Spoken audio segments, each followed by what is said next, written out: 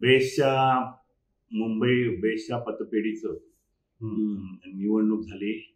काल त्याचा रिझल्टही आला आणि दुर्दैवाने आम्ही त्याच्यामध्ये हरलो.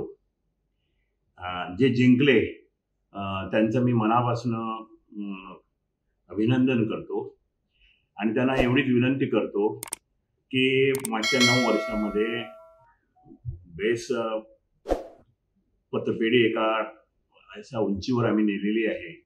तर ती उंची आपण कृपा करून कायम ठेवावी आणि त्या पतपेढीतून कामगारांची सेवा व्हावी एवढी मी इच्छा व्यक्त करतो आणि त्यांना सुद्धा विनंती करतो.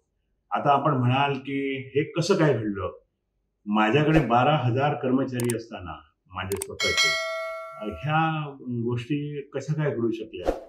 तर हे ते मागच्या 1 आठवडाभर चाललेलं आहे. प्रचंड पैशाचा ओघ आला आणि त्याच्यासमोर आम्ही टिकू शकलो नाही.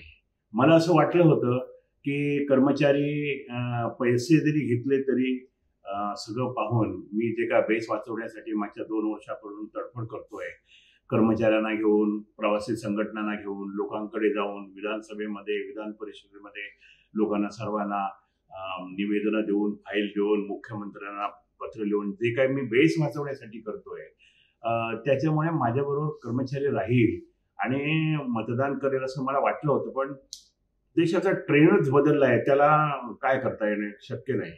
आणि म्हणून कारण आम्ही कमी पडलो केवळ पैशामध्ये, कॉन्टॅक्ट करण्यामध्ये सुद्धा थोडं बहुत कमी पडलो आणि बीजेपीने सगळी आपली पूर्ण यंत्रणा पैशासकट, अधिकारासकट सगळी यंत्रणा उतरवली. मलाही आश्चर्य वाटतो साध्या पतपेढीच्या निवडणुकीमध्ये एवढ्या सिरियसली हा पक्ष ते सगळं काही घेतोय.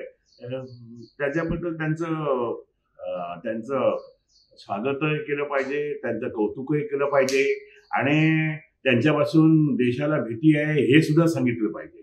कारण पुढची गोष्ट मिळत नाही तर अशा तऱ्हेचा सत्ता वापर करायचा, अशा तऱ्हेच्या पैशाचं वाटप करायचं की समोरचा हे हतबल झाला पाहिजे.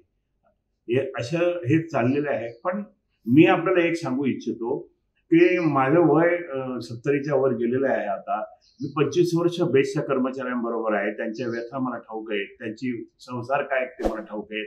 मी माझ्या कर्मचाऱ्यांबरोबर राहणार, मी माझ्या कर्मचाऱ्यांची सेवा करणार जेवढे काय हे असेल तेवढी आणि ही बेस वाचवण्याचा आटोकाट प्रयत्न करणार.